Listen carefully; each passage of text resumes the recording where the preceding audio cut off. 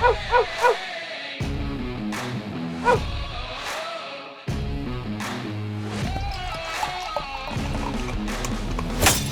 to another edition of the Haqparast podcast. This for UFC Vegas 83. Producer Megan is on the sticks. Cody Saftic is on the line. Of course, I'm Paul Shaughnessy. This episode of the Haqparast podcast and all episodes of the Haqparast podcast are brought to you by PrizePicks. Use promo code DOP when making a new account to get a match up to $100 on your first deposit. Cody, the prelims were looking pretty good for me. And then Kelvin Gastelum happened. That's got to be like one of my worst bets of the year. Like, because that was Brady absolute mauling. Probably, I mean, he looked like he was like minus 1,000. Kelvin couldn't stop anything. And then like Bobby Green, round 3, like, it is what it is. I always knew that was kind of in play. It's like you can't win a round 3 prop if your guy dies in the first round. I don't know if you knew that. But kind of a pretty rough card for me, not going to lie. But 2 more cards left this year. Let's try to get a little bit of profit and off into the break. Yeah, so I was kind of the opposite last week. I started horrendous. The prelims were not good. So, of course, I'm the idiot that talked Veronica Hardy up and her excellent game plan and how she's just going to stay to the outside and blitz in the pocket with combination. It doesn't matter. I actually thought Horth won for the record. I thought it was 1-1 going into third. The second's close. The knees of the body and the late takedown persuaded it for me, but doesn't matter. It was like a stupid spot to put yourself in anyway. So obviously got the first one wrong. And then Wellington Turman, he won the first round as well. And then just gets blasted. Bellotto's the biggest favorite on the card. Very nearly gets blasted. Oh, yeah. And then Joe Selecki decides to hold on to the armbar for too long. So we had a shoey bet on that one. Tall boy, so let me just get to know it. Oh, yeah, and then I'm going to shoey the rest of it. I had such a bad end to the card that I forgot that I won a shoey bet. Yeah, well, that's where things turned around. So we both had Cody Brundage. People talked a lot of smack about him and how bad he is, and he still very might well be bad. But similar scenario, buddy holds onto the triangle too long. Misha Tate, she's an underdog score. Dustin Stolfus, didn't see that one coming. But Joaquim Silva, I had Sean Brady, Davidson Figueiredo, underdog. I had Jalen Turner, and then Arman Sarukian in the main event. So last week's card wasn't terrible, but I got to get the combination, hit 3 lines worth, hit some big fat parlays, because that's what I like to do. This week's card is a grease fire, Paul. Not good for parlays. Tons of underdogs. And that's why I'm glad to be talking about it with you. Like, I like a lot of these underdogs. Again, it just comes down to which one do I have the guts to pull the trigger on. So, c'est la vie. Another tough one, right? 11 fights to get at. But as you mentioned, 2 more cards for the rest of the year. So I want to finish on a strong note. And for Toutmaster purposes, got to have these last 2 cards go right. Hundo P. Let's see it. Let's see the shoey. Oh, yeah, well. You just sipping a beer? What is going on? Well, I just said, what man, is going you on don't here? talk. You don't listen when I talk. I said it's a tall boy. Let me get to know it, and then I'm gonna do a shoey. And you responded with, "Oh yeah, I forgot about that." Now I'm just getting some sips off it because it's a tall boy. I'm not gonna slam a tall boy. It's gonna be a big disaster. Just let me get a little. Let me get to a regular can. And yeah, that's about it. As the shoey better winner right now, I'm not very satisfied. I will tell you. You do it out of a little boy's like Walmart rubber boot, little tiny thing. It's the weeniest thing I've ever seen in my life, and not once till this very moment have I ever said anything. So it's true. Paul's a baby back bitch, but to prove him wrong, as I normally have to do, I'm gonna do this shoey right now. I'm just get a little sippy. There's probably no beer left in that at this point. Oh, there's beer left. I just don't want to get my laptop all hella messed up here. Okay. Holiday season's greetings. Haven't done a shoey bet in a while. Why Joe Selecki of all the other good picks I had on the card? Lord knows why. Also, let me just tell you one last thing.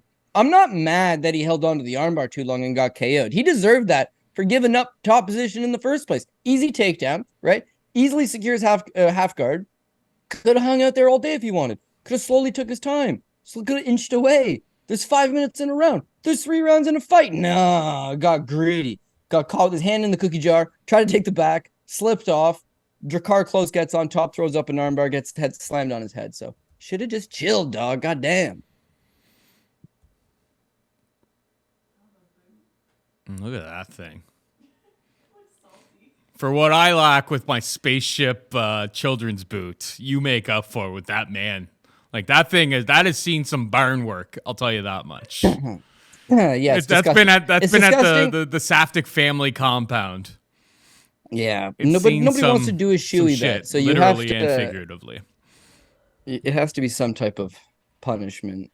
Anyways, I don't know if you can see, but this thing's like so foamy. Oh, so foamy. Oh yeah, well foamy. There's probably other things going on in there. This is not all safe. Right. Well, you can kick off the first fight. I'm gonna slam this thing and let's get at it. Yeah, let's get at her. All right, main event. We have Song Yadong taking on Chris Gutierrez. Hang on to that shoey from Cody. Song Yadong is a minus 380 favorite. Gutierrez can't be had. 4+ 300. Cody, you ready to take it away on the main event there? Yeah, take it away. Give her, buddy. Yeah, okay. So yeah, it's just one of those fights that we all like Song Yadong. I think most people are picking Song Yadong. The number's just a little bit too high on him. So two ways of approaching this. First and foremost, I am going to take Song Yadong. But I think Gutierrez, if this is a 3-round fight at this exact same number, I'm tempted to take Gutierrez, to be honest with you. The fact that it's a 5-round or something that Song has got a little more experience going the later rounds, something that he's able to carry that power through those later rounds. I have a feeling that if he comes off to a slow start, which he's done in the past, if he comes off to a slow start, he probably just wins it down the stretch. So because it's a 5-round fight, he is the pick. I just think in the live betting market, if he drops the first round and a half, maybe in the first 2 rounds, you're probably going to get much better price on him. But Song Yadong's young, 26 years old. He's almost got 30 pro fights. Comes out of the EMBO system in China. Spends his time at Alpha Male. But he is just a wrestler boxer. His combinations is just boxing. He throws his left hand. He throws his right hand. He will snap off a head kick the odd time. But it's very few and far between. Like, he's not kicking a whole lot. He's just slowly plodding, trying to get into punching range, and then trying to punch. Because he spent so much time at Team Alpha Male for a Chinese fighter, his takedown defense is pretty rock solid. Not only can he stuff the vast majority of the shots, his get-up game's pretty good as well. So you're going to have to fight him, but he's going to just try to cut into that distance and box you from range, or not from range, from right in the pocket. Moves forward. When he's had trouble in the past, it's fleet-footed guys that can move laterally and go away, right? Look at the Corey Sandhagen fight. Corey Sandhagen with the dart, touch him up, go. Splits him with an elbow, blood everywhere, mixes in a few takedowns. Those are two things that Chris Gutierrez probably isn't going to do. But to play that 2-for-1 game where you touch him twice, he returns fire with one thing, it is actually quite effective. Even when you watch his last fight against Ricky Simón, fairly one-dimensional wrestler. He's a wrestler. He's a power wrestler. The first round against Song Yadong is super low output both sides, but Ricky Simón wins the round on the basis of his striking, just by darting out and being a little bit faster. So Gutierrez is going to come in with a good game plan. He's a leg-kicking guy. And the good thing with being a heavy leg-kicking guy, taking on a heavy boxer, is that boxers tend to be a little more flat-footed, heavy on that front foot. So Song Yadong's open for leg kicks to begin with. And I feel like if he's constantly chasing, then he's going to run into some trouble. Because Gutierrez is going to be moving. He's going to be sticking him with the leg kick. He's going to stick him with the jab. He's going to move again. He's going to stick him. He's going to move again. He's going to stick him. He's going to move again. So, again, why not just take him on the underdog pick? Well, 2 reasons. I mean, last fight against Hailey, yeah, that's what he's capable of doing, blasting off your leg and moving. But literally one fight before against Pedro Munoz, he got dog walked. Like, yeah, he's moving a lot, but he doesn't have a whole lot of power behind his shots. Leg kicks will eventually demobilize you. He might be able to kick the calf off you, but he doesn't have that big zip. So once he fails to get your respect, then guys will just continuously crash the pocket on him and move forward. And that's where I think Song Yadong takes care of those later rounds. As I think that early, he's going to be hard to catch Gutierrez. Later, as the fight goes, if his leg isn't too chewed up, he catches him with something. He either rocks him, he hurts him, he lets the judges know he's the guy that's moving forward and landing the bigger shots, and then just edges it down the stretch. So this was supposed to be UFC Shanghai, and if it wasn't Shanghai, Song Yadong all day, god damn. But it's in Vegas, so who knows? But I think they get it right and they give it to him. The thing is that it's striker versus striker. It's competitive, and it's probably going to go 3-4-5. So I don't like the money line, but Song Yadong is the play. He's got the experience. He's been there. He's done that. I like him. He only loses to the best of the best. And with Chris Gutierrez, outside of a washed up Frankie Edgar, like he doesn't really have any marquee victories. They stepped him up against Pedro Munoz and he got dog walked. So 26-year-old Song Yadong, only getting better every day. I don't know. Bit of a stretch for me. Song Yadong's the play. Well, when there's a minus 300 or minus 380, minus 400, that I don't obviously like it, particularly when you don't like the money line. I will say that Song Yadong is still going to be the pick for me. I know, cop out, yada, yada, yada. But it kind of comes back to, he's training at Team Alpha Male with a whole bunch of wrestlers. He was able to take down Corey Sandhagen twice. I wouldn't classify him as just a straight up boxer. I think that's what he does his best, but I think he's been putting in a lot of work. And when you throw leg kicks like Chris Gutierrez does, you become susceptible to being a little bit off balance and getting taken down. Khalil was able to take him down a couple times. I wouldn't be surprised to see Song Yadong come out here and really focus on the wrestling, particularly early, particularly timing leg kicks to find Gutierrez off balance and get him to the mat. So Yadong is the pick, and I expect him to kind of come out here with the game plan of let's not just hang out at range and eat leg kicks, because that's how this guy is going to absolutely murk us. And yeah, if you're pressuring and mixing in takedowns is going to be the key for him, because when you're fighting off your back foot, it's hard to throw leg kicks. And obviously, moving forward, finding takedowns negates the best thing that Gutierrez does. Song Yadong's chin is always checked out, even when he's got absolutely badgered in fights too. So I like Yadong. I like Yadong to win. But yeah, minus 400 is. I just don't think there's very much meat on the bone. But he will be my official pick. Moving on down, we've got Khalil Rountree taking on Anthony Lionheart Smith, minus 225 Rountree. Plus 190 for Smith. You were so eager, Cody, last week to break down this fight, even though it wasn't on the card. Yeah. So I'll let you lead the charge here, because you were ready for the breakdown last week. What is it?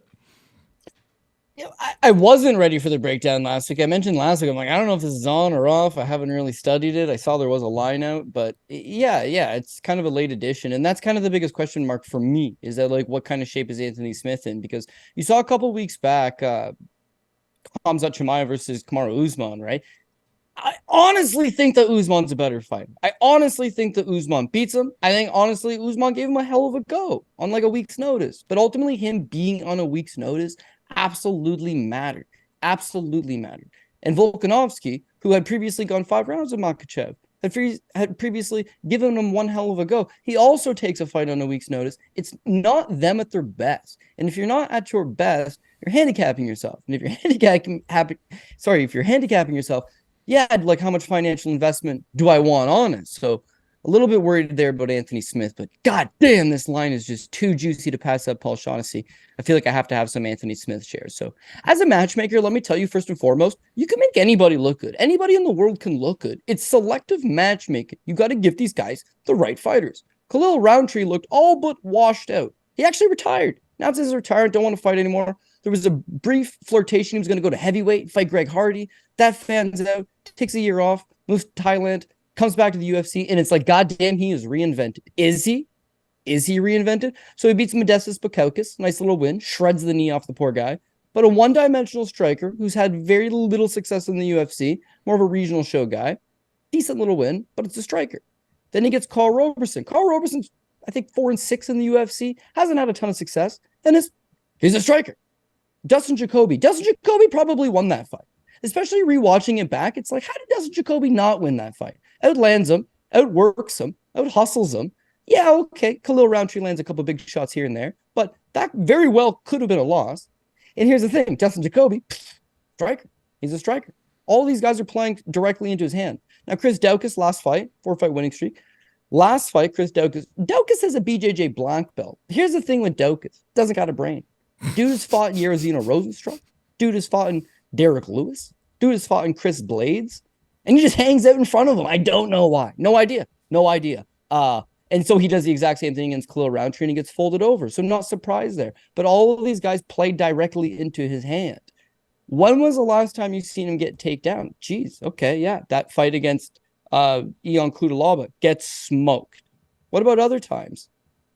Lord Mikhail took him down twice. Remember that fight against Andrew Sanchez? It was the Ultimate Fighter finale. He got taken down 6 times. He looks over at his mom, who's sitting cage side, and he's like, Mom, chill. Because she's like, get out, chill. He got ridden.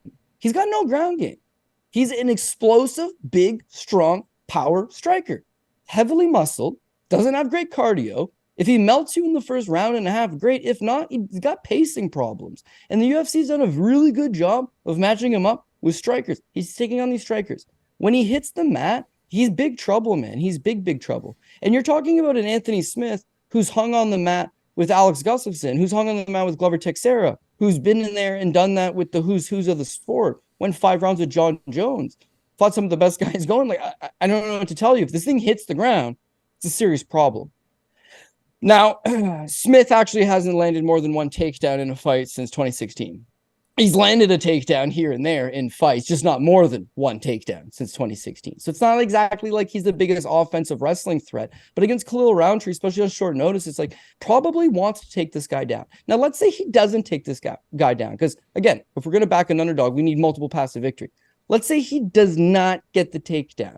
Problematic. But is it the end of the world? So Anthony Smith, I wouldn't say he's a volume puncher. Doesn't land over 100 most often, but he's a dog, dude. He's a dog. He comes forward. He makes you work. And Khalil Rountree is one of these guys that likes to fight at his own pace. He doesn't like being outlanded. He doesn't like having a guy pressured in his face. He's knocked out some lesser class guys, but Anthony Smith can take a hell of a shot. And he's an analyst. He's got a good job at the UFC. He studies these guys. He's watched Khalil Rountree. He's broken down his fights. He's commentated on his fights.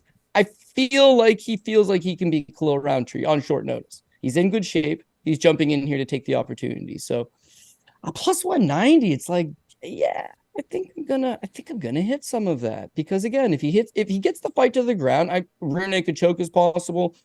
Honestly, there's a lot that could go right for us if this fight hits the ground and we're on top. If the fight hits the ground and we're on the bottom, even like the Devin Clark fight, slap up a triangle, he's the better grappler. It doesn't hit the ground. He's just got to out-hustle him, move forward, sling bombs. I think you could say that Anthony Smith is shot. And yeah, 50 pro fights under his belt. He's damn near shot. But he's got a little bit left in the tank. And you saw that in the Ryan Spann fight. He landed 91 significant strikes against Ryan Spann and got a takedown. Got hurt in that fight. Lost the second round. And rallied back and won the third because he has good cardio, because he's a classy veteran.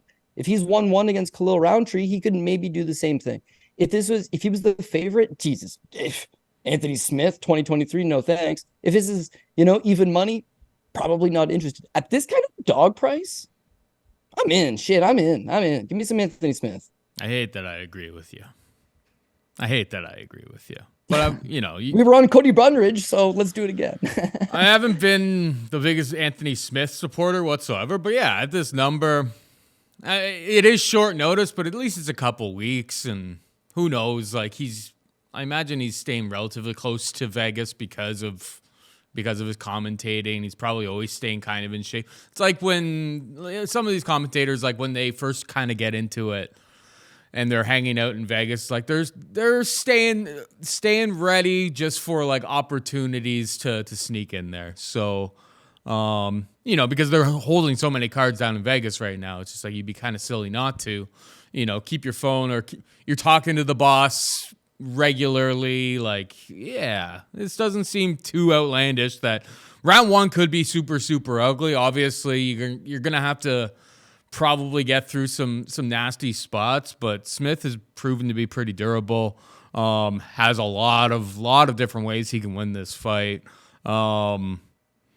But yeah, round 1 is probably going to be very, very ugly here. Rountree hits like a shit brick house. It could be real nasty. He could get absolutely lights out in the first round. It's obviously in play, but Smith has shown us enough that like he's able to hang around and survive some of the early onslaught. It's going to be kind of a different game in round 2, I'll tell you that much. I mean, Anthony Smith has 5-round cardios. He only really has to go 3 rounds here. And yeah, the grappling advantages, I think, should be pretty significant for him if he's able to find a way to get the fight to the mat. So yeah, Anthony Smith for me as well.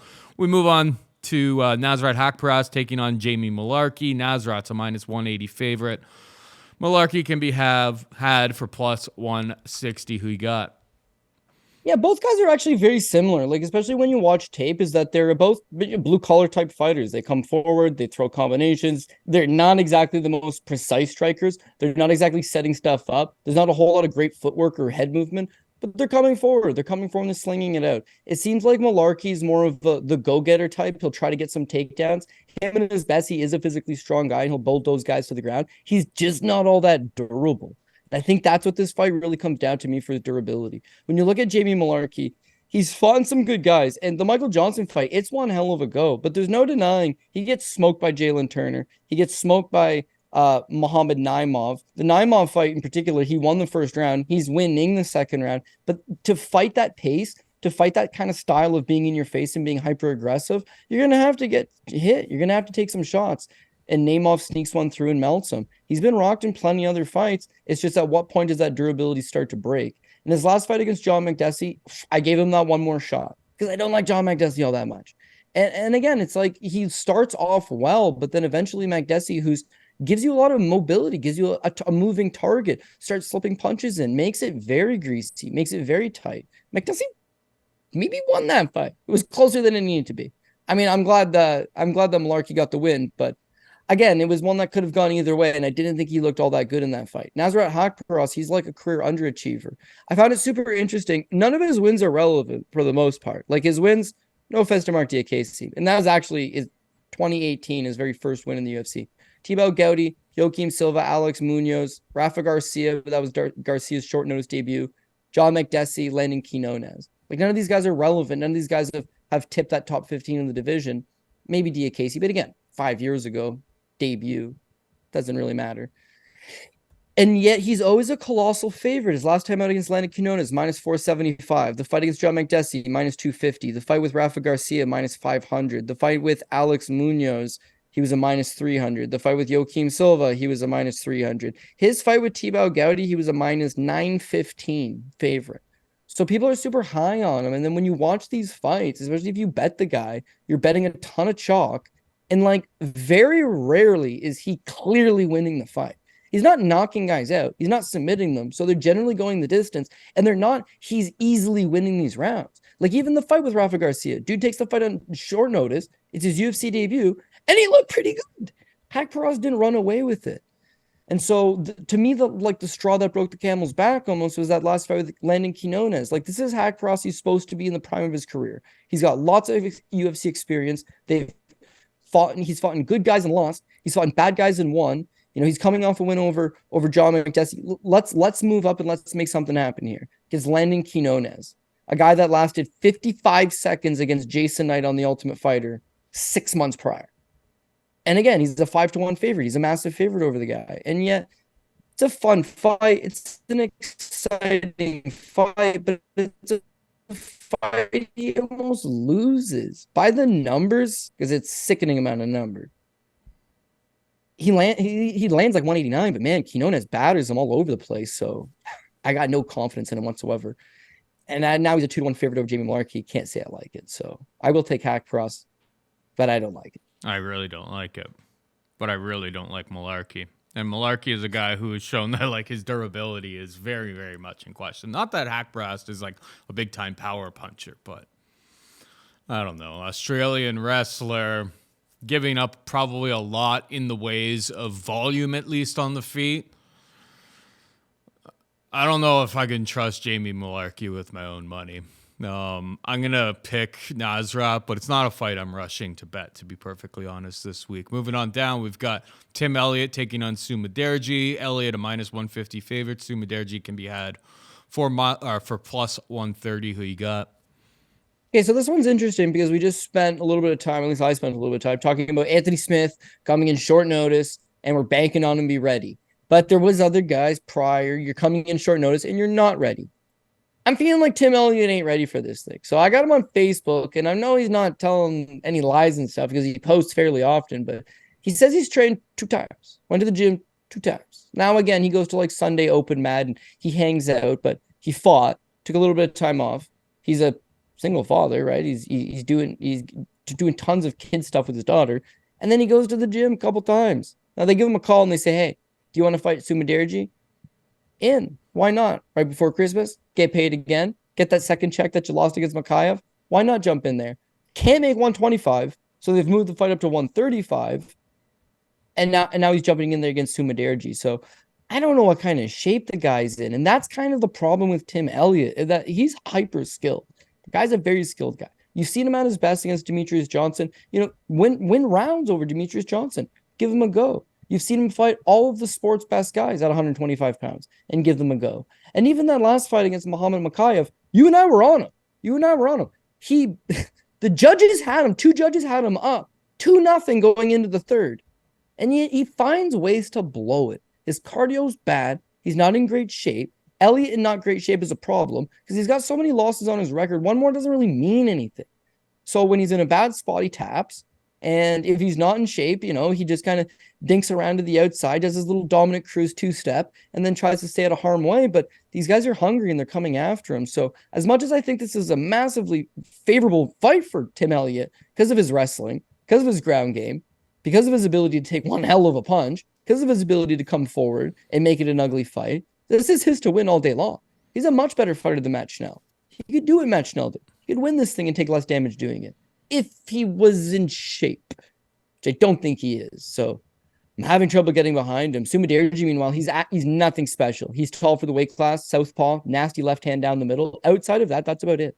And it's not as if he sets up the left hand. It's just he's got a good left hand. And that's the only punch he throws. Couple leg kicks, tries to circle you into the left hand, into the left hand, into the left hand. Now, he's got a little bit of power. He's got a little pop. But 27 years old, doesn't fight all that often. Fights about once a year. Comes off these long layoffs, jumps in there. And I don't know, man. Matt Schnell showed that his grappling is still problematic. I don't know in a year off that it's gotten any better. I don't know that in a year off it's gotten good enough to hang with Tim Elliott, which is a problem. Elliott's up 2 rounds on Makayev. Makayev is a legitimate grappler. What do you think Elliott would do to Sumudaerji? But it all comes down to if he's in shape or not. So I can't say wait until the weigh-ins because it's at 35. He's probably going to make weight and probably going to look okay. But the realistic nature of it is live bet Sumudaerji if it gets out of the first round because Elliott's just going to run on fumes and even a mediocre fighter will look good against him because he's running on fumes and that's what happens. So this is way better live bet opportunity. But I guess because I have to make a pre-bet, I'm going to take Sumudaerji. Sumudaerji's got to have some size on him here too, right? This is at bantamweight, I believe. Well, Sumudaerji's a flyweight. It's just because Elliott took the fight on 3 days notice. Fair.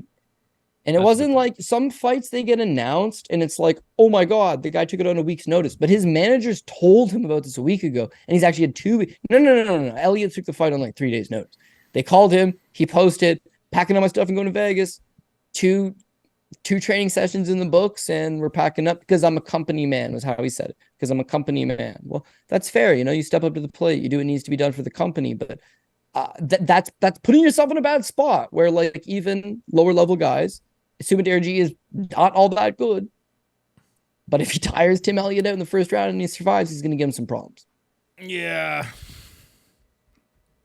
Sumudaerji's problem is that wrestling is not on point whatsoever. Submission defense, not great. What his 2 losses in the UFC, triangle choke to Matt Schnell and armbar to Louis Smolka. I'm sure he's improved since that Louis Smolka armbar, but losing by armbar to anybody that's not a super specialist in men's flyweight these days is a kind of a big red flag. Doesn't happen very often. It's pretty rare. So even Tim Elliott, if that's the thing is if this fight gets kind of deep, I don't know how much you can trust Tim Elliott. He gasses at the best of time. You make a lot of really good points, but I think at least early, who knows with this guy? He's a bit of a wild card. Maybe he comes out and goes, I'm just going to strike with this guy, in which case, horrible decision. I'm curious. Basically, this is all a roundabout way. I'm curious to see what Elliott by submission is. He'll be my official pick, but I'm curious. They haven't released it because this fight is so fresh. They haven't actually released a prop for that yet. I'll be curious what Elliott by sub is because, he's not some sort of big-time submission specialist. He doesn't really get too many submissions, but this is a matchup where if he plays his cards right, I think he could find one. Elliott is the pick. I'm curious what the price would be on Elliott by submission, and maybe I'll play it if the price is somewhat juicy. We're talking like 4-1, 5-1 is what I'd be hoping for, but we'll see. I have no idea how they'll price it. Moving on down, we got Jung Young Park taking on Andre Muniz, -160 for Park, +140 for Muniz. Your thoughts? Yeah, so this is one of these fights that when I did a bunch of tape study on it, I kind of got like tunnel vision. Like you get so focused on one little detail that you start to obsess about this one little detail and you start to run scenarios and it keeps coming up. And then all of a sudden you take an underdog pick and it's a terrible underdog pick. So I'd like to get your opinions on it, obviously. But the thing with Jung Young Park, favorite, and I get why he's the favorite, right? Because the best thing about him is that he's a go-getter. His striking's high, his wrestling's high, his grappling's high. His cardio is fairly solid. His chin's fairly solid. But the guy is just tenacious, man. He stays in your face. He's always throwing something. He doesn't separate at range and stare at you. He separates at range and then comes forward with a couple clubbing overhands, with a stinging jabs down the middle. Stays on his bicycle. If he loses the first round, he comes back at you at the second round. If he gets taken down, he works his way back up. But again, this is the detail that I find with him. Every single time he gets taken down, and it's not overly hard to take him down. Every single time he takes it out, he does the exact same get up. He just he bellies down, gives up his back, and then tries to pop back up. So if you look at his fights with Anthony Hernandez, took him down 6 times, took his back a whole bunch, ends up anaconda choking him. His fight with Tafon Nijaqui gets taken down. His fight with Gregory Rodriguez, taken down twice, both times, spins to get up and gives up his back. Loses the first round because he gives up his back to Rodriguez. Second round, he gives up his back, spins, gets up, and then hurts Rodriguez, then ends up getting knocked out himself. Only time he's been knocked out, it wasn't a terrible performance by him. It's that he hadn't changed anything in his approach to getting up. His very next fight's the Eric Anders fight. Now, people online complained that they thought it was a robbery because Anders had taken him down and had leaned on him. I had Park. I was thinking Park did win the fight because, it worked him. But in both scenarios, he just gets controlled nearly 3/4 of the fight on the cage. He's unable to dig the underhook. He's unable to separate. Anders gets 2 takedowns, and you guessed it. He bellies down and gives up his back both times against Eric Anders. Now, Anders is not a fantastic grappler. He's not going to float on you, and he's not going to sink his hooks in. He was just trying to, hip ride him instead. So he wasn't able to capitalize. But, dude, it's there. And then this win streak, Joseph Holmes, Dennis Chulin. Well, what the hell are they going to do in the grappling department, let alone in and fight? So he beats those guys. And then Albert Duraev. Duraev shoots no takedowns in the first, just chooses to strike with him. Shoots 1 takedown in the second, takes his back, and then Park, frees himself and ends up winning the fight. But I would think if Muniz, because we're talking about if it's worth a dog shot, or how could this one go wrong if we're going to back the favorite, if Muniz is in shape and can fight 2 good rounds at the very least, I think the opportunity is going to be there to just shoot in on a double, slip under, jump on the back, shoot a single, drag him to the mat, take the back, force a scramble. Now, Muniz has looked terrible his last 2 fights, and this is where I'm really conflicted. The best thing about Park is that he is a go-getter and he's going to come forward. He's got heart. The worst thing about Muniz is that I don't think he has a heart, Paul. When the going gets tough on this guy, he just looks for the door. And in his last 2 fights I'll give him a pass on Brendan Allen. Didn't look terrible. Fight went into the 3rd round. Tired against a top legit level contender. Fair. The fight with Paul Craig, I can't give him any type of pass there. He got taken down twice legitimately by Paul Craig. He got out-hustled. He got outstruck near the end. He got mounted and ground and pounded. And he got finished clean, outworked by Paul Craig. Outstruck and out-wrestled by Paul Craig, which you almost never see. He's supposed to be some 3rd-degree black belt in Brazilian Jiu-Jitsu, world-class guy, armbar jacare, and yet he's been out-grappled in his last 2 fights, and he's found a way out once the going got tough. So in my mind, when I try to play out this fight, is that Park just outworks him. He's in a couple bad spots here and there, sure. But in the end, he's going to tire him out. He's going to beat on him. He's going to land the bigger shots, and he's going to either get a late TKO or a decision win. But you get tunnel vision on this one little thing, and take away the Brandon Allen fight, take away the Paul Craig fight. What you have is his career best performance against Uriah Hall. 4 takedowns. Took his back, easy money, body lock. Hall goes nowhere. Hall is a better fighter than Park. He is. So why can't he replicate that? 2 bad performances, sure, against good guys. I'll give him that. If he can just get that back take, sink in his hooks, hold control for 2 of the 3 rounds, not get finished in the 3rd, he can spring the upset. And that's why I'm hesitant to go big on Park. But you gotta, when you're putting money on the line, you want the guy with heart who's going to fight for your dollar. Park is going to do that for me. Muniz can win by backpacking him and holding on for dear life. But is that how I want to put my money behind a guy like that? Probably not. So I'm understanding that this is dangerous and that there's it's problematic because there's big grappling disparity, I think. But I just feel like Park out hustles him and outworks him and gets the victory in the end. I just want to circle back to words that just came out of your mouth, which is, do I want to back a guy who's going to backpack, not really fight? Doesn't. I know, Joe Selecki. Joe Selecki. See, you have a shoey in you. And he got slammed on his head, Paul. How could you see that coming? Well, I mean, but like he was just trying to pull guard, was just being like a real rat. Like, he wasn't going in there to fight. Like he had a certain game plan. He's like, if I can't get to back control and I can't just control this, it's like I got nothing. And like with Muniz, I feel like that's the thing is like, I mean, even that Uriah Hall fight, getting that much top control, getting that much, being able to like literally control pretty much the entirety of that fight. 4 takedowns. He doesn't really have anything else though. It's like he has submission skills and like half decent takedowns. But if he's not able to get the submissions, not able to hold control, I mean, the volume is just so not there that it's hard to win fights. It's the same thing as Joe Selecki and kind of what I was arguing last week. It's just like, and I didn't expect the way that fight played out to play out that way, of course. But these kind of one-dimensional dudes, when plan A falls out, like they got nothing. So yeah, I think it's Park. Park, who's looking better than kind of ever in his last few fights. He's mixing in some submission skills. I am a little bit worried about, get taken down, give up your back, because you're going to be in a super dangerous position against Andre Muniz doing that. But yeah, Uriah Hall was able to hang out for at least 3 rounds, and not get submitted. Iron Turtle, when he gets back up onto his feet, this is a guy who's able to put up 100 significant strikes. It's like if this fight takes place on the feet, I don't even think it's relatively close. Minus 160 doesn't seem so bad for the Iron Turtle, so he's my pick as well. We got Kevin Jousset taking on Song Kenan. Kevin Jousset is a minus 140 favorite. Song Kenan can be had for plus 120. Who did this Jousset guy fight last time? Kiefer Crosby. Yeah.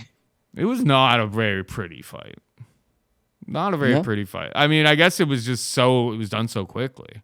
Submission, nobody really saw that coming. Like, I recall watching this, and it was a bit of a banger. Not going to lie, Cody, I'm wondering why Song Kenan is so short, or is the underdog in this spot. Way more experience. He's taken on guys that would probably roll Jousset. And like he's had some success in some of those matchups. Like Ian Gary would absolutely kill this Jousset character. The chin, I suppose, is a bit of an issue, but I didn't see anything serious in the ways of Jousset's power in his fight against Crosby, if memory serves correct. And not going to lie, I don't know. I think at plus 120, I think it's a dogger pass type of situation here. I think you take the experience. You'd like this price even more if this fight was in China. It isn't, obviously, but I don't know. I wasn't too impressed by Kevin Jousset. He's obviously from New Zealand gym with City Kickboxing, yeah. City Kickboxing with Adesanya and all of those guys. But yeah, like watching tape leading up to that previous fight and kind of, I don't know, seeing what he had to offer, I wasn't all that impressed. The submission was kind of out of left field. Nobody really saw that one coming. And yeah, now he's taking on somebody with a lot more experience. It's Kenan for me. What about you? Yeah, this one's interesting. So Jousset's out of City Kickboxing. He made his debut, 30 years old, made his UFC debut on the undercard of Adesanya versus Strickland in basically over in, not, I wouldn't say his backyard, but would he have been on it had it not been for the fact that there was like 7 of his teammates on the card? Who knows? Who knows? But the one thing that leading into that fight against Kiefer Crosby that the tape had suggested is that everybody from City Kickboxing is known for their renowned kickboxing skills. You know, you got some of the best kickboxers. It's in the name, City Kickboxing. And yet Jousset's kickboxing is super stiff and robotic, but he's a decent grappler. And in that Kiefer Crosby fight, he showed how bad his striking is. I would say it's amongst the lower level that you're going to see in the UFC. Very stiff, back straight upright, only throws the same 2 strikes. Jab, jab, jab, low kick. Jab, low kick. Jab, low kick. That low kick might get disguised as a low kick and end up being a body kick. But in both scenarios, he's one and done. And it's just jab. He just jabs and he'll throw his low kick. The Kiefer Crosby fight, Kiefer Crosby's like 4 inches shorter than him and is giving up 5 inches in the reach department. So Crosby's a short little guy, comes in and just starts slinging overhand rights. Crosby's no good, okay? Was losing fights in Bellator, should have never been signed to the UFC, ends up there, and is actually outstriking him and winning the majority of the first round. Although, to Jousset's credit, like you can tell he strikes with better guys in the gym all the time. Like every time he gets hit, he was pretty undeterred. He kept coming forward and kept throwing the same thing. Jab, low kick, jab, low kick. Crosby starts to get tired. Crosby throws a bum-ass takedown, bum-ass judo throw. And like you said, not expected. It wasn't expected like Jousset couldn't submit him. Jousset's a grappler. He's a submission guy. Crosby's not a very good grappler. So it wasn't unexpected there. It was unexpected that there was like 20 seconds left in the round and they're both standing. And then there's 10 seconds left in the round and one guy's tapping out due to a rear naked choke. Like he just botched a terrible judo toss. And that's why you don't go for head and arm throws, I suppose. But all the same, it's like, did Jousset look all that good? Probably not. So what you're saying with Song Kenan is like, yeah, he has been in there with better guys. Not only did he go the distance with not go the distance, made it to the 3rd round with Ian Gary, but he dropped him in the 1st round. He had some moments. He's fought in better guys like Max Payne Griffin. He's been in there. And then in his last fight, he showed some improvements. This is a guy that wasn't expected to do much. Against Rolando Bedoya, he was a big underdog, and he held his own. He got outworked. Was a close fight. He stuffed a few takedowns here and there. Yeah, I think Song Kenan's most definitely live as an underdog. Now, am I going to bet him as the underdog? Here's where I don't think I'm going to. I hope that more people do because it seems like he's a popular dog play this week, and I'd like this thing just to go to even money, and I'd like to take Jousset for as close to even money as I can. But here's why I don't think I can get behind Song Kenan, is that none of these guys are actually trying to take him down. The Bedoya tried to take him down 3 times, went 0 for 3, but Bedoya's not a wrestler. And Bedoya was getting close. Ian Gary shot 0 takedowns. Max Griffin knocked him out in 2 minutes. He didn't need to shoot any takedowns. Kalen Potter actually did take him down, but of course that fight's 4 years ago and not worth mentioning at this point. What I'm saying is that no one's tried to wrestle him down. No one's shot takedowns on him. I don't think his grappling's all that good. Checking him out on social media, it's not as if he's been spending a whole lot of time on his grappling.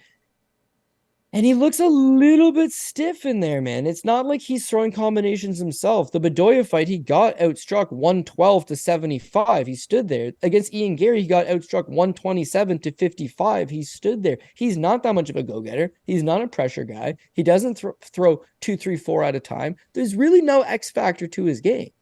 So I think with Jousset, even though he's super basic, and he is super basic, if he can just be super basic, but keep coming forward like he was doing against Crosby, keep being aggressive, keep coming in his face, and mix in those takedowns. That would be the key for him. If this thing was in Shanghai, no chance, mon ami. I'm taking that plus money, Chinese underdog. But in Vegas, yeah, like I got a nagging suspicion that I don't want to jump on Song Yadong thing, or not Song Yadong. I don't want to jump on Song Kenan because I'm thinking there's maybe some deficiencies in the grappling there. And Jousset sneakily, that fight was over the second it hit the ground against Crosby. Less than 10 seconds. It's just he couldn't get the fight to the ground till then. He wasn't even really trying to get the fight to the ground till then. Hopefully he does this time. But yeah, this should be an obvious dog pick. It absolutely should be. And I think I'm seeing a lot of love for him, and I understand it. But watching the tape myself, I want the guy that has no striking and a little bit of grappling instead of the guy that has a little bit of striking and potentially no grappling. That's fair. That's fair. I'll reach out the olive branch and offer you a shoey bet on that one. I'll take. You got yourself a goddamn deal, my friend. Yeah, I kind of forced you into Selecki last week, so I'll take Song Kenan. It's not that I absolutely love him. I did bet him, but like pretty small bet.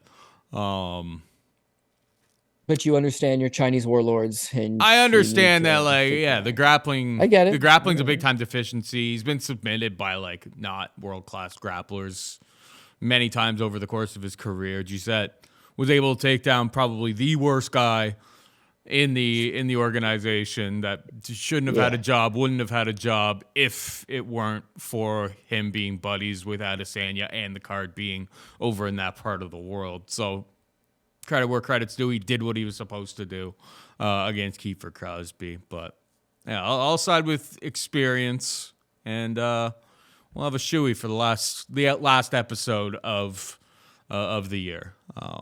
Feel like a shoey is in order, of course. I had to have a shoey bet for next week's episode because it'll be a long month off, my friend. All right, we got Hyun Sung Park taking on your boy, Shannon Ross. Park is a minus 600 favorite. Ross can be had for plus 450. What do we know about this fight? The number one thing that we know about this fight is Shannon Ross cannot take. I think if I stood in there, now this is gonna sound really crazy, and it's probably not true, but it's like if I stood in there with my chin forward and took shots, and he took shots from the same fighters at the same time, I give myself a better chance of actually not getting KO'd stiff. This guy this guy's chin is it's on the Mount Rushmore of worst chins in UFC history, Cody. I'm trying to think of other people that just not even a stiff breeze, a gentle breeze caress or comes by this guy's chin, and he's just dead. Absolutely murked dead. And you backed him last time, and I was just friends don't let friends back Shannon Rush. He's his opponent doesn't have power. One shot, dead. First knockout of Jesus Aguilar's career. Literally had never knocked out anybody on the regional scene. We're talking 125-pound men. And I know you go through, you look at Hyun Sung Park's record. It's he's more of a submission guy. He's more of a grappler. A lot of his wins are coming by submission. It's just I don't care, man. It's just anybody against Shannon Ross in the UFC is live to win by knockout. I mean, if you're watching tape and you're we're more of a submission guy, it's just this seems like a good fight for you to throw some hands. Now, you may be giving up some skill and ability, but it's this guy has proven time and time again he can't take a punch. So yeah, I mean the money line's crazy. There's probably going to be some value on a prop somewhere down the line though. So Park, there's no way I could ever back Shannon Ross, Cody. So yeah, that's where I'm at. What about you? Yeah, okay. Well, first and foremost, I honestly don't think that you would do any better than him at taking punches in an MMA Cody, fight. However, I knew you were going to say that. I knew you were going to say that. Remember when we played football in college? Not we played flag football. Let me finish, Paul. You gotta let me finish, Paul. You gotta let me finish. All I wanted to say is that I took a shot directly to the chin, and I actually got a concussion in that football game. And did I continue? Did I play the rest of that game? Yeah. In fact, right, I had neck pain for 3 or 4 days, and it was the crown of my head going into See, I forgot it was even you. Well, dude, you probably forgot that entire month leading up. 100%. What I was gonna say is that I can't say you could take any better punches, in the octagon than him, but almost certainly, if it was Paul Shaughnessy versus Shannon Ross in a power slap match, oh buddy, all day, Paul Shaughnessy crushes Shannon Ross's life at power slap, because I think you could take the initial slap from him, and he cannot take the initial slap back from you. He just doesn't have that ability, which is a shame because this feels so trappy to me. And probably the same thing I was saying when he fought Jesus Aguilar is like skill wise, he actually has some skills. He can go out there and do some damage. But as soon as the return fire comes his way, he's just folding over. On the Contender Series against Vinicius, he tons of good moments, man. Tons of good moments. He's got him tired. He's got him backed up. He's landing in combinations. He had landed 67 significant strikes through less than 2 rounds in that fight. Every time he got hit, he got dropped. 3 clean knockdowns. Eventually does get knocked out at the tail end of the second round. Damn. Doesn't get the contract. The UFC brings him in anyways. Klein Rodriguez, less than a minute. And then as Paul's talking about Jesus Aguilar. Aguilar has 0 knockouts. So it's tough to say, well, he's been getting knocked out because he's been taking on tough guys, which is fair. Vinicius Salvador, Klein Rodriguez, big, strong Brazilian guys. Okay. But Jesus Aguilar, grappler, to knock him out 17 seconds, the very first strike that lands topples him over. Like, yeah, man, we're getting into bad territories. Bad territories. And he lost to Trash Can way back when. That's a big for recent memory, probably I would say Jason Witt. Like people will say Cody Garbrandt, but like Cody Garbrandt can take somewhat of a punch and he is fighting good guys. But like Jason Witt would be a good example for like old school fans, maybe like a Jonathan Goulet. Like as soon as they get hit, they just topple right over, man. So I think the term is glass cannon, right? And Shannon Ross is a glass cannon. The guy's got offense. He's a dynamo. And that's the one thing with Park is that Park is low volume. He's super low volume. I haven't been all that impressed. When you watch him on the regional scene, a couple knockouts here and there, but as you alluded to, more of a grappler. More he gets these guys down and he rear naked chokes them. He gets on road to the UFC. He's fighting low-level guys. He's fighting lower-level guys than Shannon Ross. He's fighting lower-level guys than the guys Shannon Ross is fighting. But all the same, he gets to like the finals of a road to the UFC, and he takes on this Sunguk Choi, right? Sunguk Choi. Now, I picked Park, and at the time, he won. I was happy about it. Then I rewatched the fight a couple times in the lead up to obviously breaking down this fight, and he could maybe be down 2 rounds. Like he gets dropped in the first round, clean knockdown. There's a second knockdown, but that one you could say is a bit of a trip, gets his a kick caught. He doesn't like getting hit all that much. In fact, his fight right prior against Top Koi Kerwan also got dropped in that fight and was getting outlanded 22-4 before snatching up the rear naked choke. Against Choi, he loses the first round on the basis of the knockdown. The second round, he starts to come alive a little bit and land, but he gets taken down at the end of the second round. And then he hits pay dirt in the third. Now, it doesn't matter because the judges had it 1-1. 2 guys had it 1-1. One guy actually had him up 2 rounds for whatever reason. I'm not going to say he had them confused, but like he got dropped in the first round. I don't know how he won it. Doesn't matter. It's low volume. Like he outstrikes him 38-20. And then per round, he outstrikes him 10-5 in the first, 23-12 in the second, and 5-3 in the third before getting the rear naked choke. So his grappling didn't look great. His striking looked kind of basic. I mean, one and done at a time. Sure, he's submitting guys on the Southeast Asian regional scene. Sure, he's knocked out a few guys that don't belong here, but why is he a 6-1 favorite on the simple basis that Shannon Ross can't take a punch? Because like skill-wise, Shannon Ross can hang with this guy all day, but it's punchy-kicky, and Shannon Ross fights the type of style that requires him to get in your face and be aggressive and push a pace. I just don't know that he can. But as I say that, I'll just say one more little thing and we can move on. Last week, the big pie shitter, as far as I was concerned, was Punahele Soriano. He's a 3-1 favorite. Justin Stolfus is really no good. Justin Stolfus is coming off a 17-second knockout loss. Same thing. Same time. 17 seconds.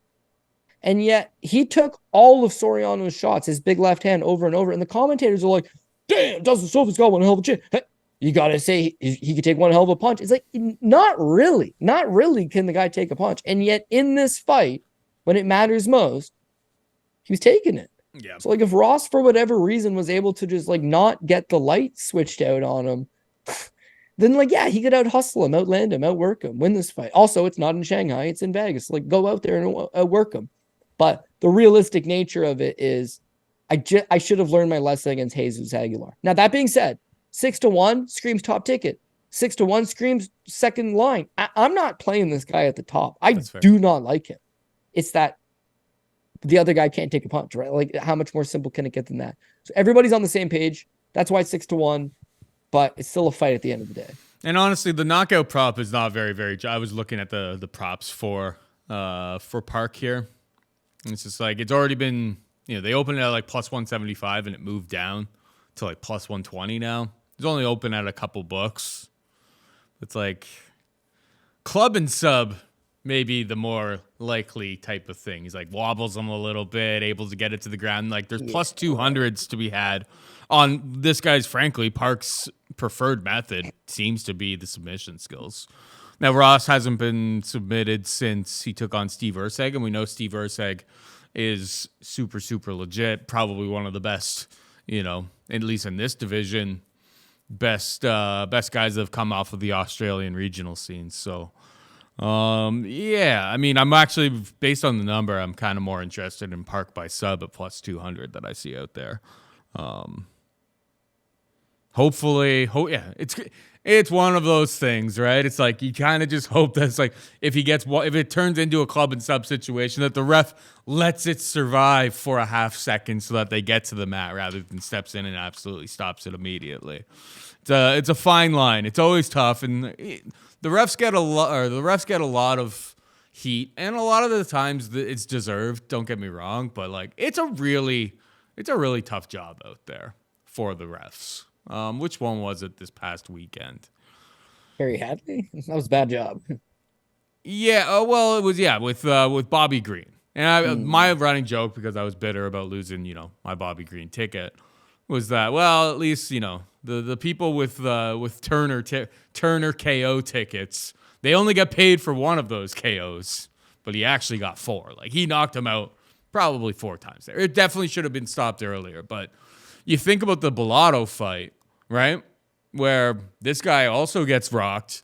It also is looking bad for him. We have seen situations where fights have been stopped in those types of exchanges. Round 2, I'm talking about with Ihor.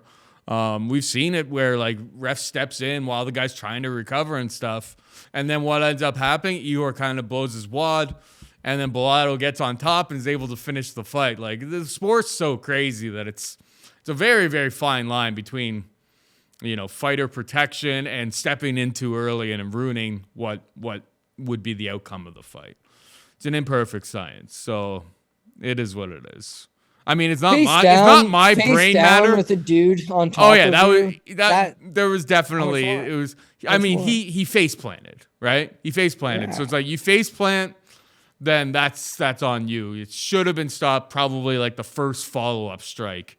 As soon as it got to the ground. Like, it was definitely too much for Bobby Green there. But what I noticed, I've been watching a lot of bare knuckle boxing lately. Obviously, it's sports taken off. I find it interesting, especially when they put it on and there's no UFC competing against it, nothing competing against it. I'll watch it. But what I noticed in pro boxing, you get dropped, you get knocked down, they give you a 10 count. You get knocked out, they just wave it off. Count. They just wave it off. You're out. BKFC, this guy is out, and they're like, 4. 5. It's like, what are you counting? Like, if for some he's reason stiff as a board, like what are you doing? Like, call the stretcher. Why? But if he dies, he dies. So I know what you're saying. You hate saying, "Oh, it's a blood sport." When you got money on it, then you want a ref that's going to let them fight. Kevin Smith has screwed me a couple times, right? Not Kevin Smith. Mark Smith has screwed me a bunch of times. There's been bad refs. Standing TKOs. It's like, hey man, let the guy go out on his shield. Or certain situations where it's like, let them fight through a little bit. Like, coulda, shoulda, woulda, right? I had so stupid. I had a over 2.5 in Miesha Tate versus Julia Avila. So like, props to the ref for allowing that thing to get through the second round. She just took a beating. Props to the ref for allowing it to get through the second, and props to her corner for allowing her to come out for the third. And then, Miesha just cleanly subbed her. Like, there was nothing that could have happened at that point. She beat her down. She choked her out. Lost the prop. Is what it is. But it's like, that's the kind of ref that's like, hey, she's still moving. She's still trying to regard. She's still trying to get to her hip. She's still trying to get to her knees. She's not face down with somebody on top of her just unloading. And also, no offense to Miesha Tate, but Miesha Tate ain't Jalen Turner. So, like, when this guy's on your back mauling you, like, come on, just stop it. He's a killer amongst killers. No, Anyways, let's move on. 4 more fights, get through it, baby. I think we totally like we're kind of on the same page though. It's hard, man. It's hard to know. Yeah, because that's the thing is especially on like Twitter and stuff is that people will. A lot of it has to do with like what side of a bet people are on. Oh my god, I can't believe he stopped it so early, type of thing. Like you see that type of stuff all the time. It's just like it's a tough job. But yeah, between actually letting who was it? There was one more that was Jeremiah Wells, right? What was that? Was that his last fight where no, 2 fights ago against Semmelsberger? Yeah. Yeah, like that, yeah. There were multiple situations in that fight where it's just like you have seen fights stopped for less. They allowed him to survive, and then he ends up getting the win later on, right? It's a crazy sport. It's a crazy sport. Hey, here's a fight that we already broke down. We got Melk Costa taking on Steve. Melk Costa minus 240 favorite. Steve can be had for plus 200. We both liked Melk last time. We both liked Melk to win on volume. Steve seems knockout or bust. I don't think we have to spend too much time breaking down this fight, considering the only difference is what? It was supposed to be a featherweight last week. Now it's at lightweight because Steve, I assume, had problems cutting weight last week. Kind of annoying. I had Melk at a decent number on a parlay last week. The other leg, which was the under in the Brundage fight, obviously came through. So I got paid out as if I had like the minus 172 on that bet when Melk really rounded that bet out. But it is what it is. Melk for me. What about you? Yeah, I think you got to roll with Melk. The line hasn't moved whatsoever, which is kind of weird to me because you have a fight that's supposed to be booked last week, minus 275, right? Costa. I like Costa. I was probably going to play him right on the top. I really liked the guy last week. And then Garcia pulls out the day before weigh-ins, ill. They rebook it a week later. They have to move it up a weight class because he can't try to make weight twice in a row. He has a history of missing weight in prior fights. Yeah, at lower weight classes, but it's not as if this guy's never missed weight in his career. They're rebooking it a week later. He was ill, too ill to fight last week. Good to go this week. The line hasn't moved 1 cent.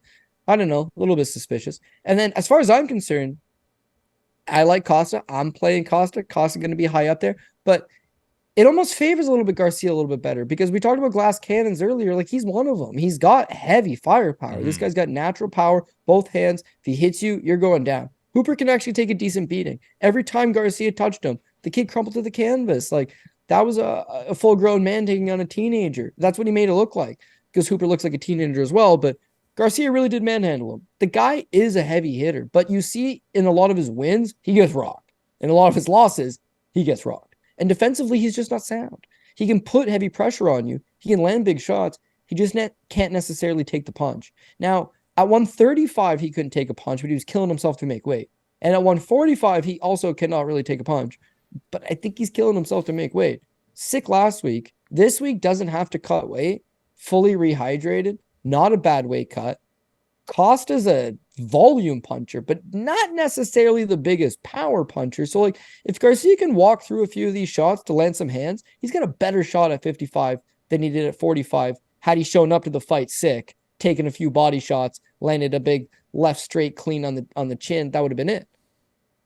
I think this favors him a little bit more. So I think maybe that's why the line hasn't moved, is people just don't know what to make of it. Want to see the weigh-ins this time around, but him getting sick and pulling out of a fight last week did not cause me to change my pick this week to suddenly take him. So no, not taking Steve Garcia. Gonna stick with Melk Costa. All right, we got Luana Santos taking on Stephanie Egger. Santos is a minus 150 favorite. Egger can be had for plus 130. Egger seems to be a pretty popular dog pick this week. And I see it. Oh, yeah, go ahead. I'm not entirely sure why. Do you see it? I see it, but I'm going to go the other direction. I see it because of 2 reasons, right? So this is a fight at 135 pounds, and you've got Luana Santos coming up from 125, taking on someone in Stephanie Egger who's not only a 35er, but like she's a big 35er. She's grappled internationally. She fought Gabby Garcia at the ADCC World Championship. she's been in there. In fact, a lot of her fights overseas have been at catch weights of 140, 63 kgs.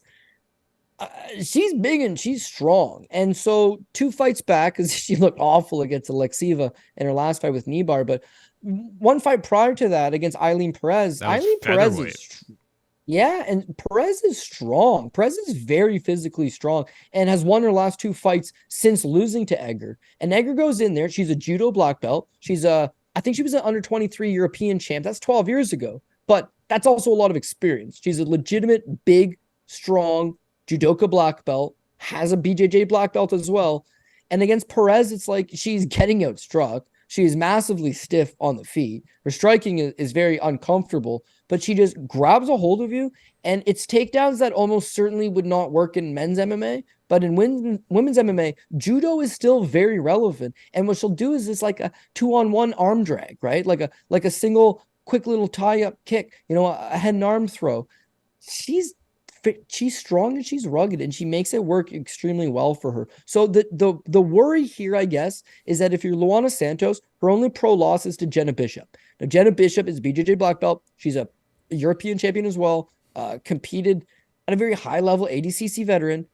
And Jenna Bishop's striking is better than Egger's, certainly. But as soon as she gets her down, it's like none of which is wrestling. She uses a whole lot of judo throws.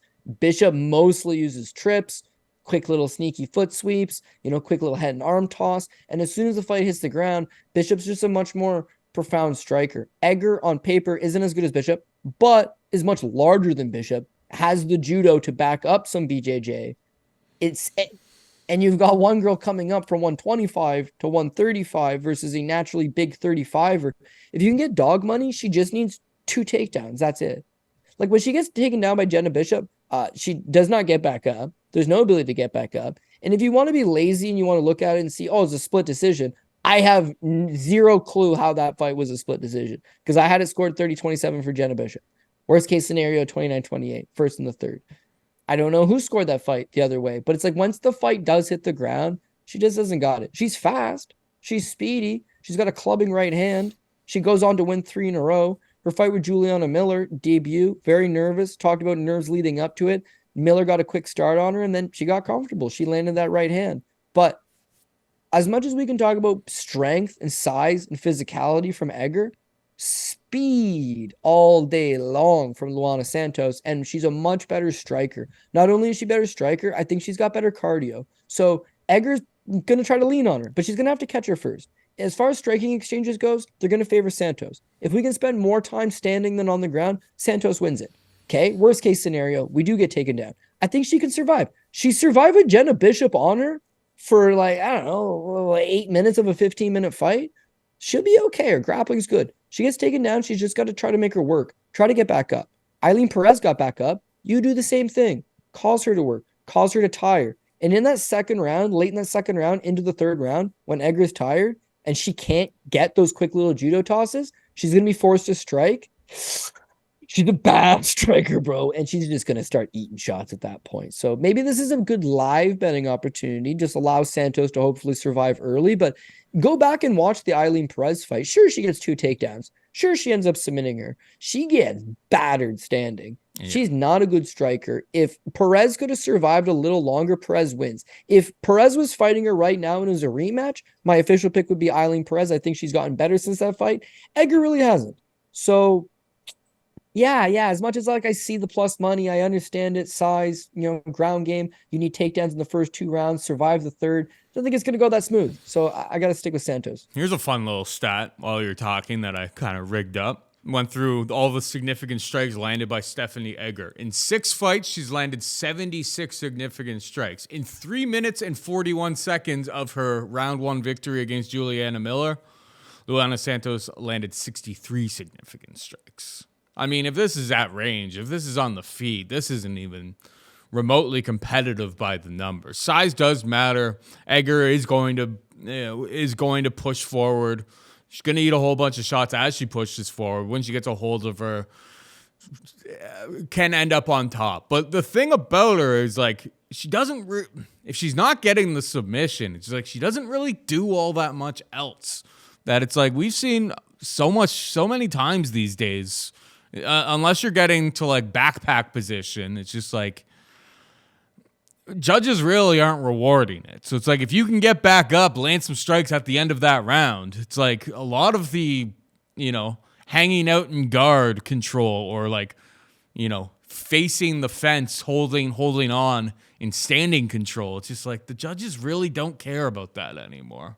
I really struggled to get to Edgar in pretty much any fight. The size is a bit of a concern here. We have Santos, 23, making improvements. The submission skills are definitely there. She's just got to keep this fight upright. Don't let the bigger fighter bully you here. Dance around the outside, and it shouldn't even be remotely competitive on the feet. So I am avoiding the CF dot model, the Pat Mayo special here. I'm going with Santos as well. Moving on down, we've got Tatsuro Taira taking on Carlos Hernandez. Taira is a minus 500 favorite. Carlos can be had for plus 400. Your thoughts? Yeah, well, we talked a lot about these guys that can just get that one move, right? In this case, backpack, right? Get on top of the back, slip in that body triangle, and goodbye. Where are they supposed to go from there? Nobody knows. Is it effective? Yeah, not always. You saw Joe Solecki get slammed on his head, but I kept seeing last week, after Solecki got slammed out, and then after Reese got slammed out, the joke was like, oh, Jiu-Jitsu's dead. Jiu-Jitsu's dead. BJJ's dead. Rest in peace, Jiu-Jitsu. And yet on the same card, Miesha Tate uses grappling. Sean Brady makes grappling. Like, grappling is where it's at. If you can physically dominate a guy. Now, a guy like Andre Muniz, we're worried about his heart. We're worried about certain things about him. Solecki, as you mentioned, doesn't have great wrestling. He doesn't have great striking. He doesn't have things to fall back on. You don't necessarily feel great about them. With Tatsuro Taira, I don't know if he's a great striker. I don't know if he's got a great chin. I don't know if he's got these great things. The boy can find the back, Paul, I am here for it. Now, people that watch the show regularly, I like Carlos Hernandez. Go-getter, scrappy, likes to fight. Takedown defense, always been an issue. Now, regardless if he can get back up or not, is that he tends to get taken down in almost all of his fights, and, well, he tends to give with the back. His fight with Alan Nascimento, yeah, why not make it a scrap with Alan Nascimento? Nascimento's high-level BJJ. He's got a knack for fighting the back. He catches him in the first round in a naked choke. I would say Tatsuro Taira, it's much of the same. He's fast, he's agile, he's going to bait Hernandez in. Hernandez is going to have an issue here, is that for a flyweight, he loves to throw heavy volume. But in throwing heavy volume, you're going to leave yourself open to allowing your opponent to shoot under something and get the takedown. So I think he's going to play it a little bit hesitant. He's going to wait. Taira's going to play range. He's going to allow him to try to bait him in.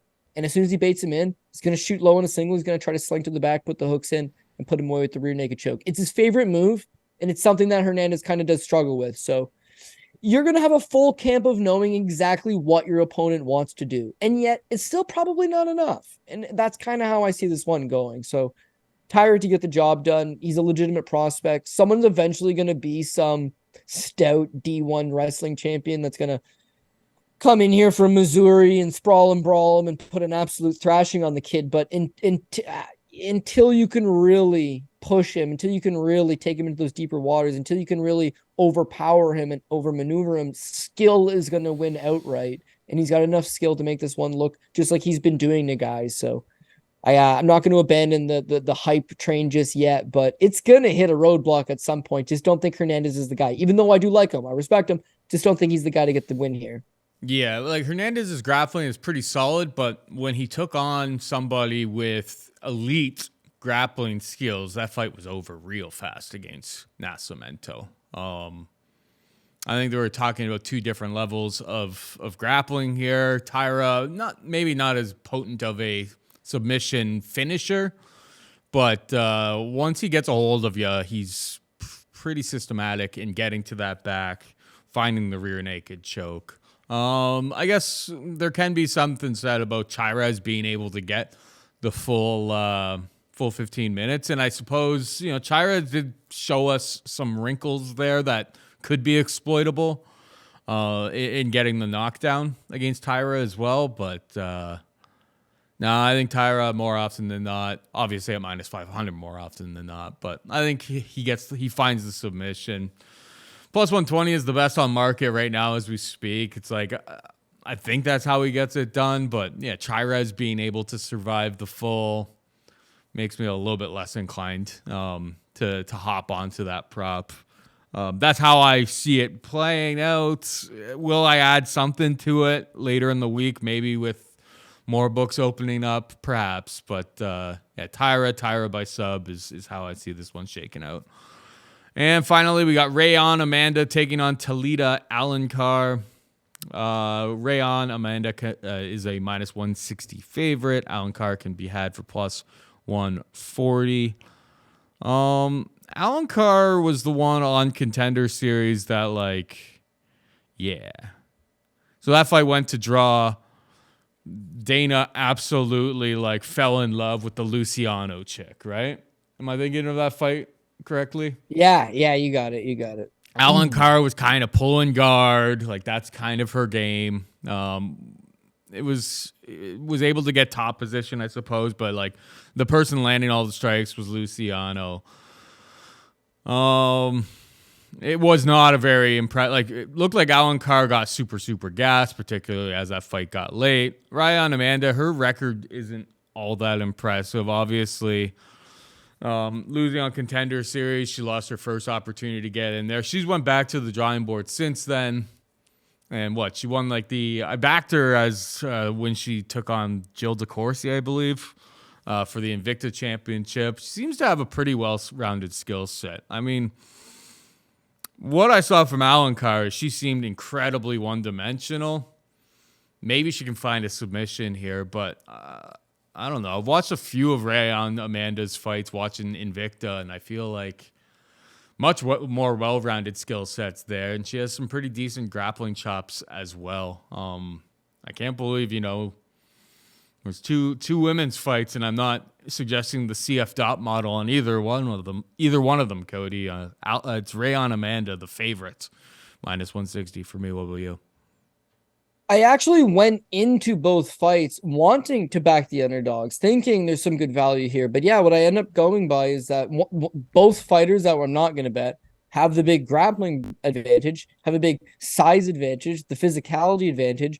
But I got to go with speed, and I think that that's exactly what this one comes down to.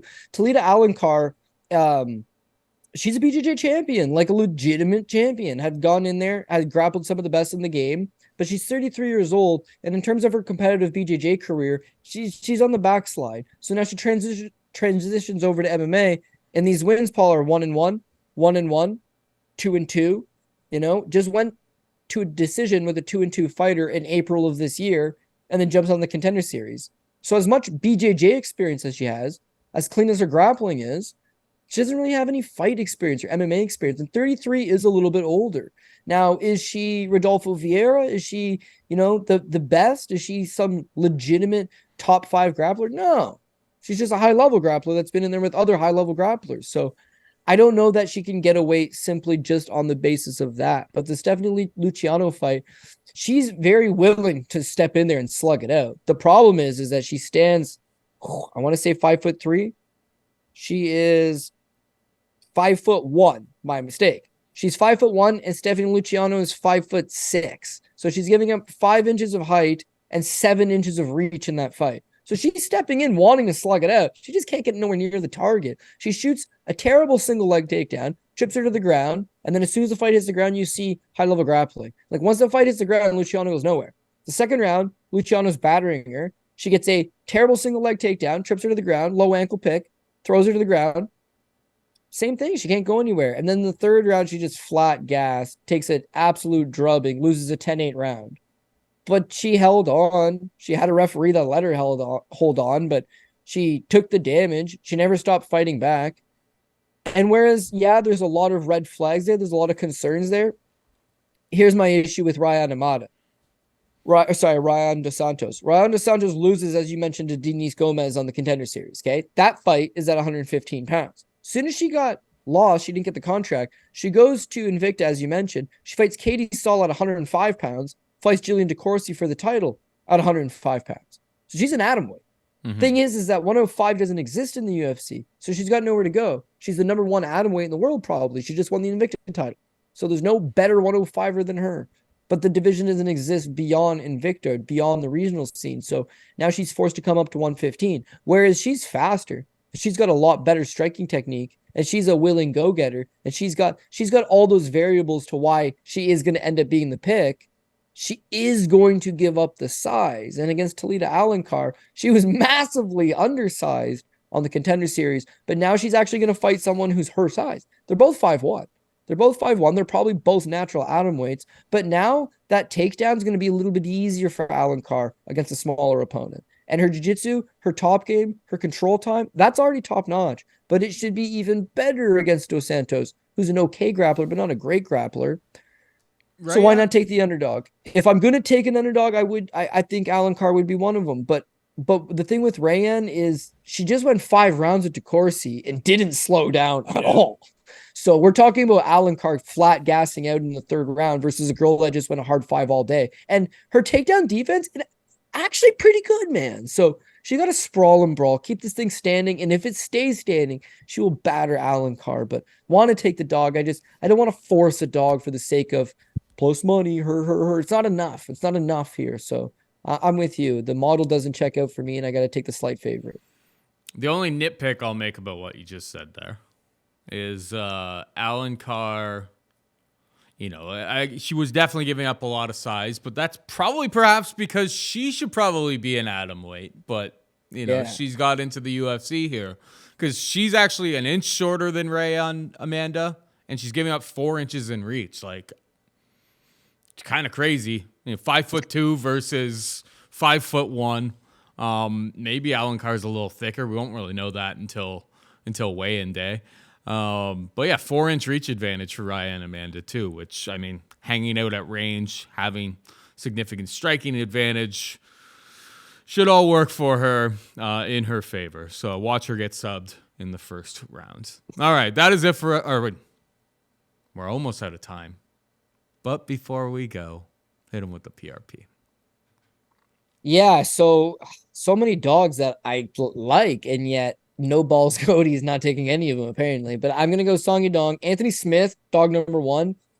Sumudaerji, what was the line on that as the writing of the show? Because I know the fight just got booked yesterday. Plus 130 for Sumudaerji. Yeah, okay. So that's my dog number 2. I'm going to take Nasrat Haqparast. I'm going to take Park.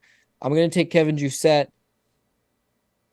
I guess I have to take Park, right? Like, Paul would shame me for if for whatever reason I was to take Ross here and Ross was to get folded in 20 seconds, like I'd never hear the end of it. So I guess I'm forced to taking a guy I don't really like, other Park.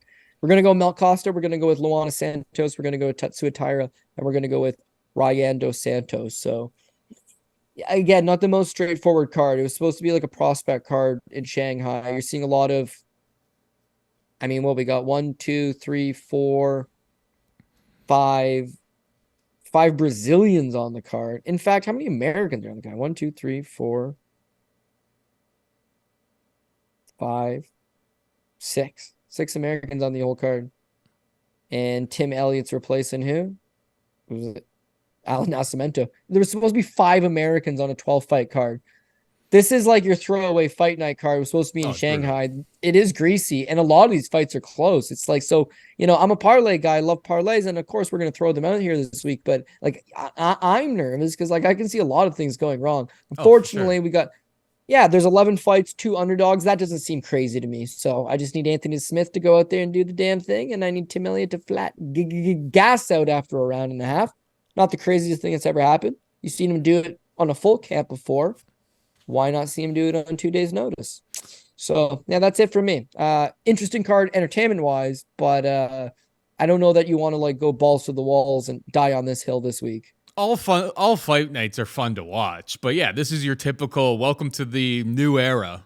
This is an Apex card. Like, there's 2 different tiers. When they go out on the road and when they have pay-per-views, there's a certain tier of level of expectation, and then whoever's available in Vegas gets thrown into the Apex. Like, that's know what it is though. It's not, I mean, I love watching fights, but just like card. None of these Apex cards matter. Yeah. At the grand scheme of things, it's just like these are just fill in cards, fill in TV, right? Like that's what it is these days. No, you know when they'll have like Ultimate Fighter or Dana White's Contender Series, and then they got the Ultimate Fighter Brazil or Dana White's Contender Series Brazil. It's never as good. It's the let's use guys from that market to try to push something there. I'm not 100% sure the details of why they bailed out on going to China to end the year, but yeah, all the same. The only one thing that really changes is it went from having a massive cage to now having a small apex cage. So certain fighters here are going to be affected by that, and certain fighters will use it to their advantage. So you give some, you take some. You know what's not going to help Shannon Ross's chin? A small cage. If he went, I mean, yeah, that money line is him, insane. Sure. And Shannon Ross does have a lot of skills, but it's like, yeah, the chin is just so bad. So bad. When I was taping, though, Anthony Smith versus Khalil Rountree, I was like, shit, small cage. So, like, Rountree's not going to have to go far to land on Smith. And then I was like, ooh, small cage. Smith ain't going to have to go far to get a hold of Rountree's legs and take him to the ground, baby. So that's what we're going for. 100%. Cut the cage off, be way easier in the apex. 100%, bro. All right. That is it for us this week. Hope you enjoyed the show. For producer Megan and Cody Saftic, I'm Paul Shaughnessy, saying goodbye and good luck.